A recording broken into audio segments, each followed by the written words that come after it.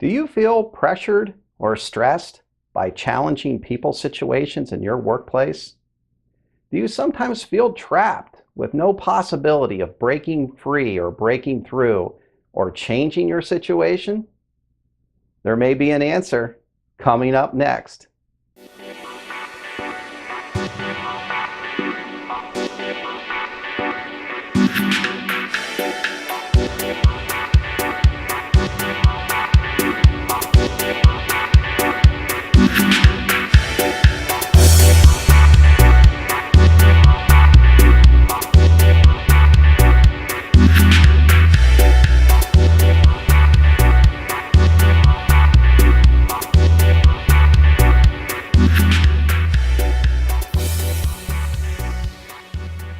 Hi everyone, Dennis Gilbert. Today we are going to explore working with difficult personalities. Many times we feel pressured or stressed in our workplace environment. We often attribute a lot of this pressure or stress to our coworkers. We may believe or hope that sometimes we can just all get along, but most of the time that feels unrealistic or impossible. Let me ask you a few questions. Does any of this sound familiar? His voice is so loud, I can't concentrate. Why does she get a laptop computer when no one else in the department is allowed to have one? He drives me crazy. Why is he always looking over my shoulder, trying to get involved in my projects? He talks over me in every meeting. She is always late. I'm not doing her work. She fools around on the internet all day long. I'm tired of people not following the dress code. I am not her counselor. She needs to get some help. Regardless of the workplace sector, generation, or even gender, we often have challenges getting along. Most people come to work expecting to succeed. They want to be happy and not stressed out in their workplace environment. Most people will also acknowledge that there may be some stress and pressure associated with their job duties or job functions, but they don't need difficult personalities contributing to their stress.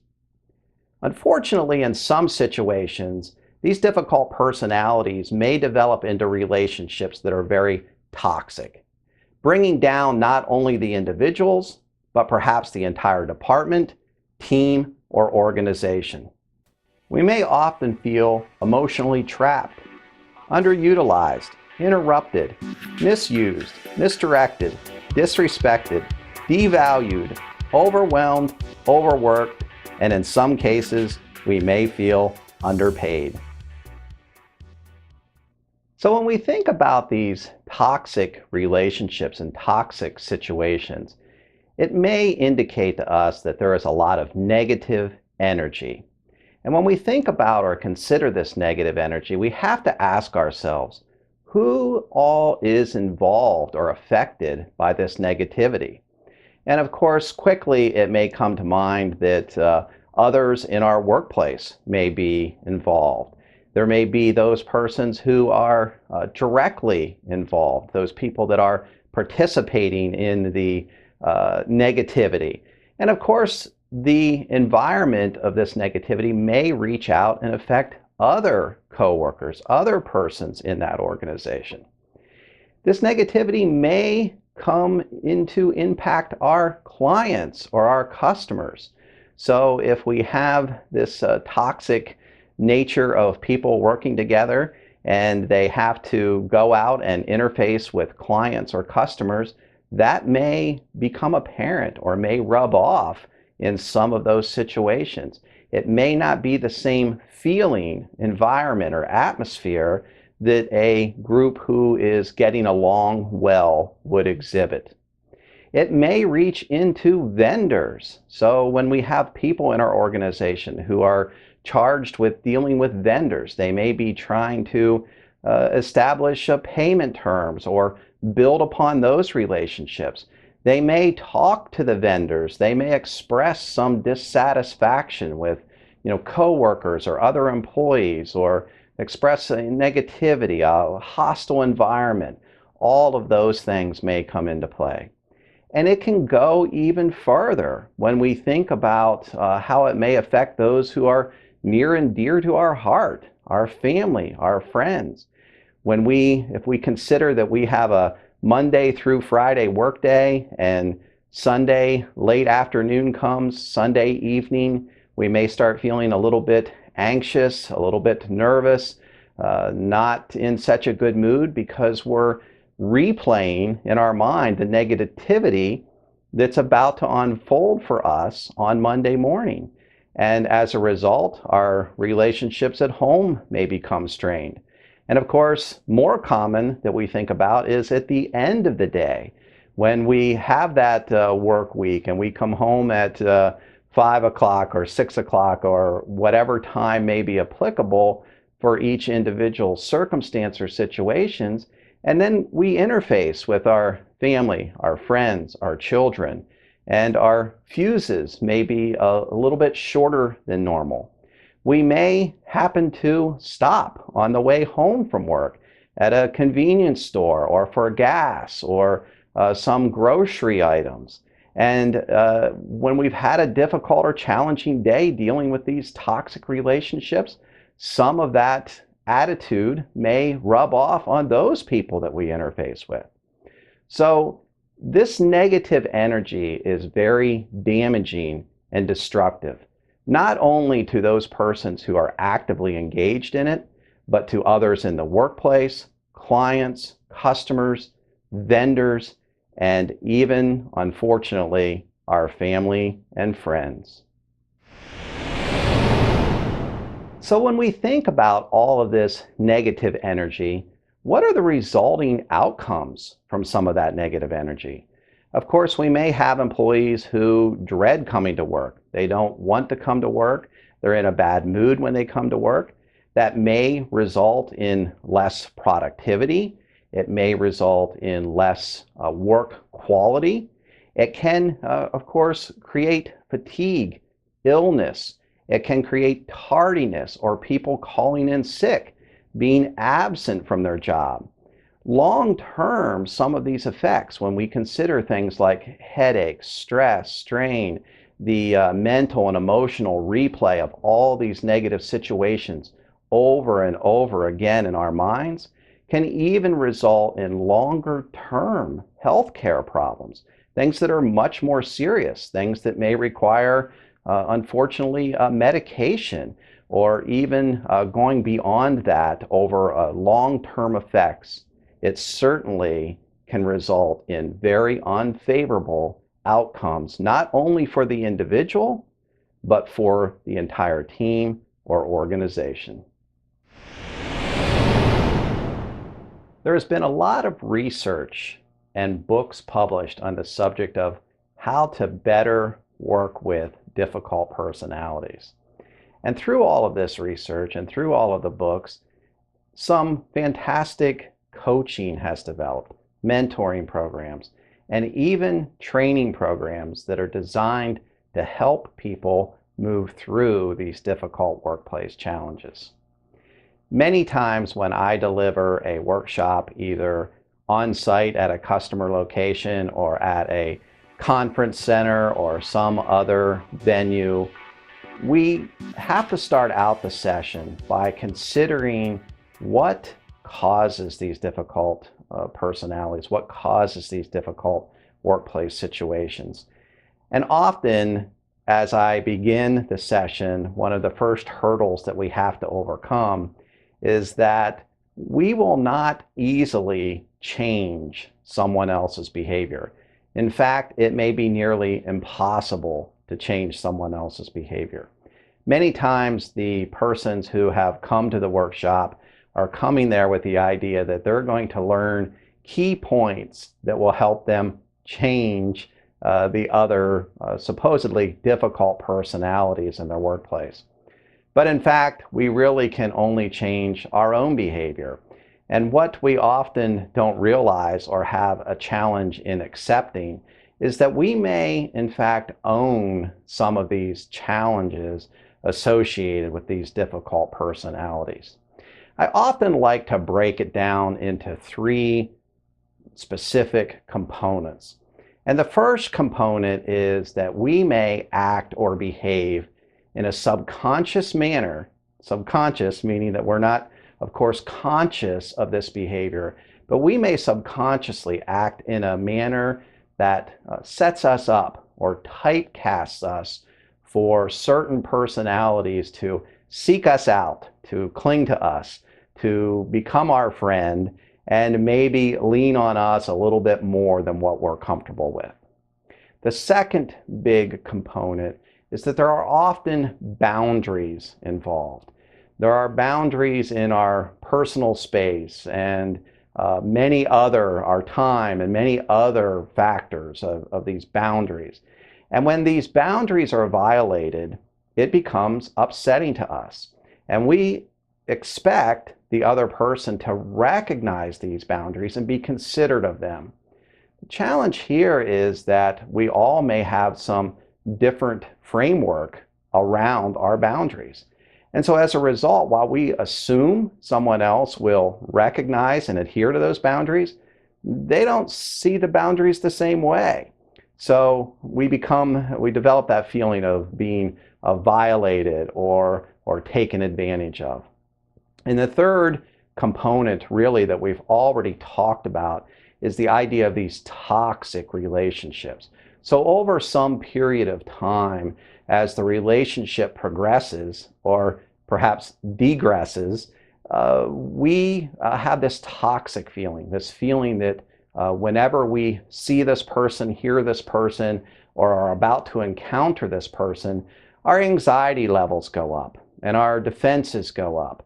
And perhaps our temper, or the fuse of our temper shortens, and we become more irritated and unable to really perform our job tasks or duties in an appropriate manner.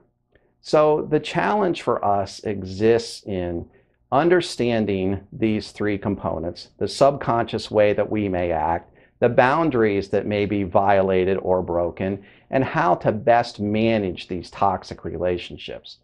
Because when they're left unchecked, it may develop in us becoming resentful and unable to perform our job duties as we should. Often, people who have been through some difficult personality training or some coaching sessions or mentoring sessions in the past are sometimes familiar with certain labels that are placed on these difficult personalities. So in many cases, these labels might represent some animal. So for example, they might label the personality as the tiger or as the lion, or sometimes another label that I hear is the chameleon, someone who changes depending on the environment or the people that they're interfacing with. Another one may be the turtle, representing someone who's slow and steady. So a lot of these different representations or labels of difficult personalities are popular and often used to describe some of these people that we may work with. In the course of this segment, I really want to focus more on some of the roles that we may find ourselves in as we face challenges with these difficult personalities. Of course, remembering that the roles that we may play represent a subconscious way that we may act that set us up for these difficult personalities to attach themselves to or to make waves for, probably unintentionally, but that may cause us some difficulty or hardship. While there are many of these roles that we subconsciously play, I want to take the time to just look at three. The first one will be the role that we often call the caretaker. The second is a role that we sometimes may call the invisible one. And the third role is one that is often identified as the entertainer. So I'm going to take a few minutes and walk through some characteristics of each of these three roles and what people who may find themselves existing or operating one of these roles, what they can do to improve their situation.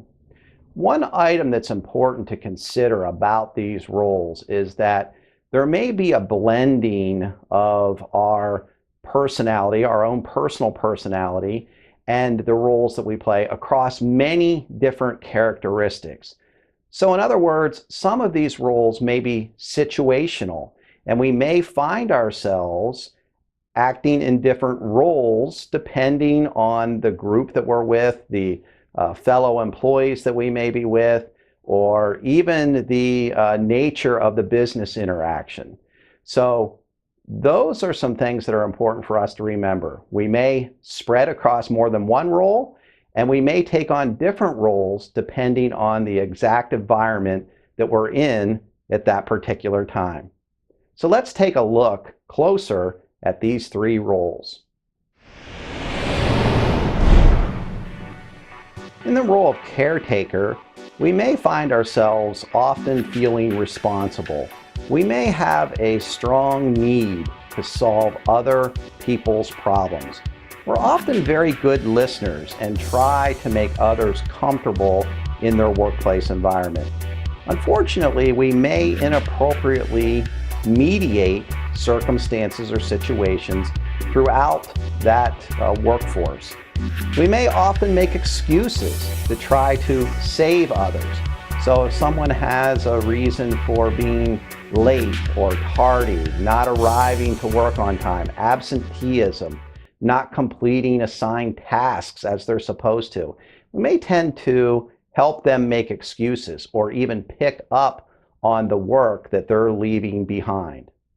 In order for us to remove ourselves from this caretaker role, we have to think about things like keeping other people's personal lives at arm's length, not getting so involved in their personal details.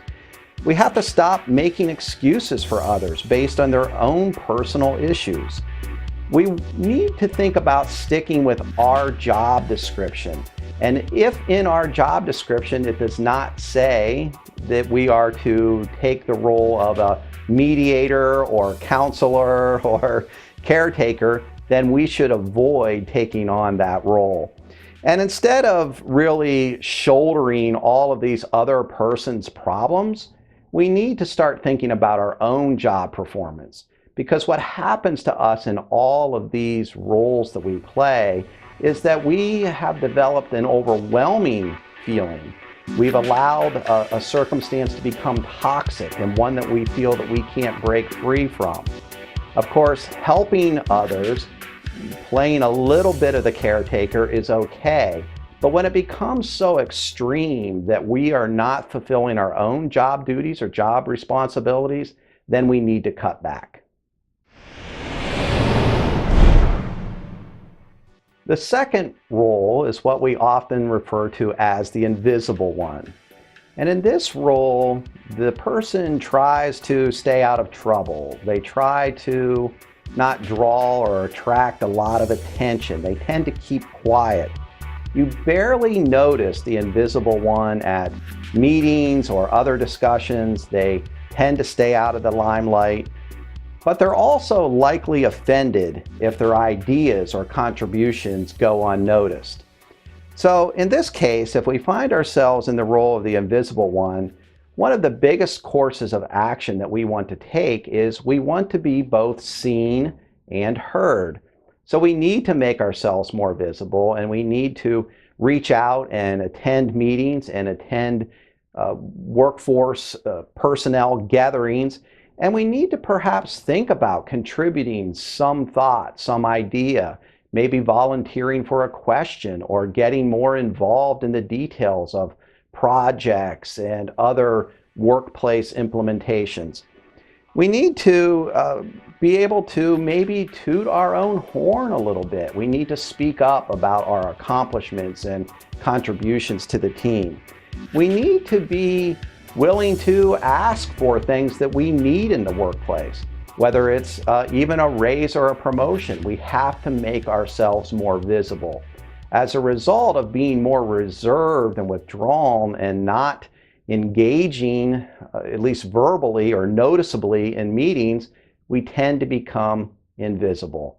So the simple method is to do things to remove ourselves from being invisible.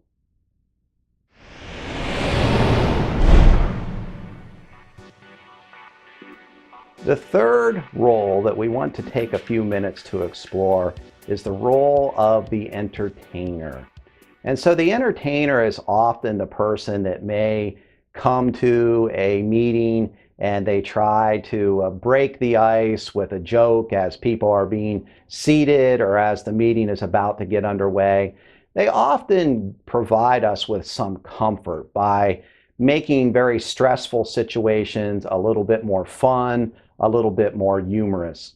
The challenge that the entertainer runs into is that after some period of time, they really become noted or perhaps labeled as a person that's just very fun. And when they have serious ideas or serious contributions, they're often not taken seriously. People just mentally have them labeled as someone who is more entertaining and not such a valuable resource to the team. So there's a few actions that these folks can take to help improve their situation. The first would be that in very tense moments or very tense situations, if they feel like cracking a joke, or if this is you, if you feel like making a joke, try to cut back on the jokes. Maybe only do 50% of the jokes that you feel are really good or in the moment. So think before you speak, of course, would be a good rule of thumb. The other thing is we have to consider setting some limits with people who anger us. So a lot of times when the entertainer feels the need to make a joke, it's when they're actually feeling some discomfort or perhaps anger about a situation or about the people involved. And they try to lighten that up by making a joke. So we may need to limit ourselves with exposure to situations or people that tend to make us angry.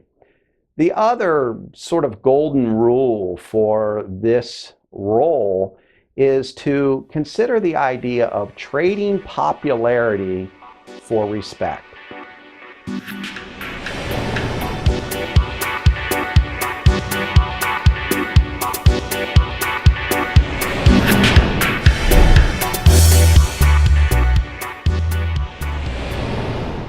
The topic of difficult personalities in our workplace is very broad. In this brief segment, I want to highlight just two additional areas. The first area is the area of boundaries. And boundaries are challenging for us in the workplace because each individual has their own framework or limitations for boundaries.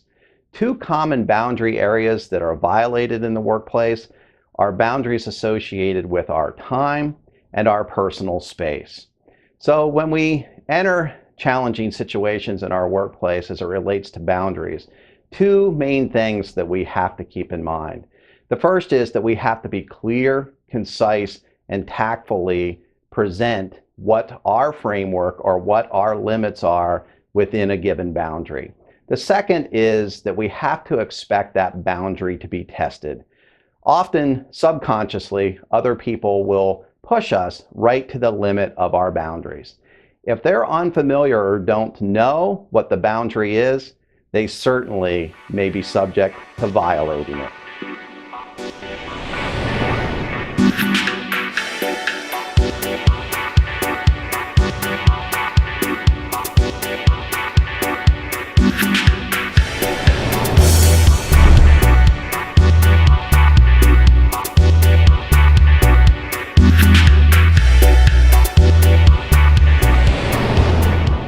The last area for our discussion today relates to the idea of toxic relationships.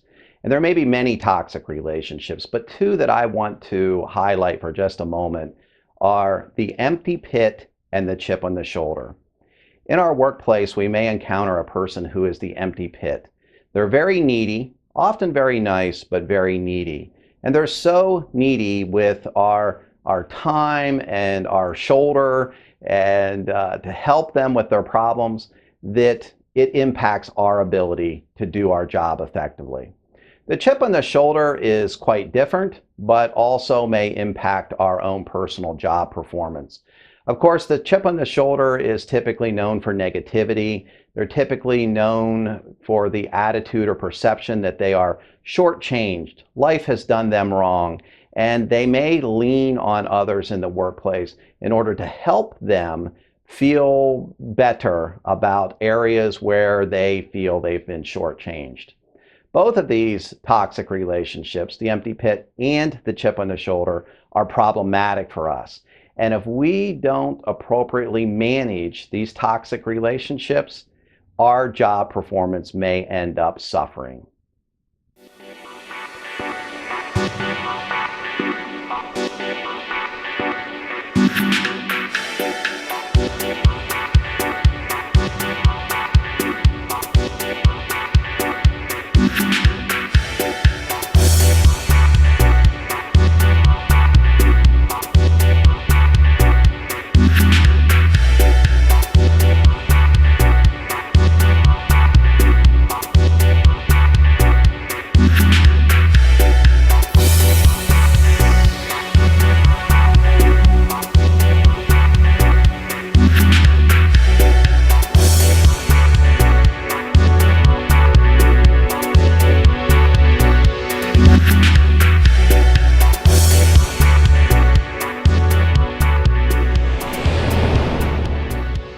We've explored so much, but there's still so much more. The three areas that we touched upon in this segment are the roles that we play, the boundaries that may be broken, and the toxic relationships that we may encounter. Of course, the idea of us being kind, caring, and empathetic in our workplace is fantastic, and we need to always be pushing hard for the betterment of the people and the betterment of the organization. But at the same time, if we find ourselves being emotionally trapped or in circumstances or situations where our own job performance is suffering as a result of our caring, kindness, and considerations for others, we need to find ways to cut back. We want to be sure that we have the highest performance possible. Thanks so much for watching today. Let's end with a closing quote. Sometimes the thing that you think you can't let go of is the exact thing that is holding you back.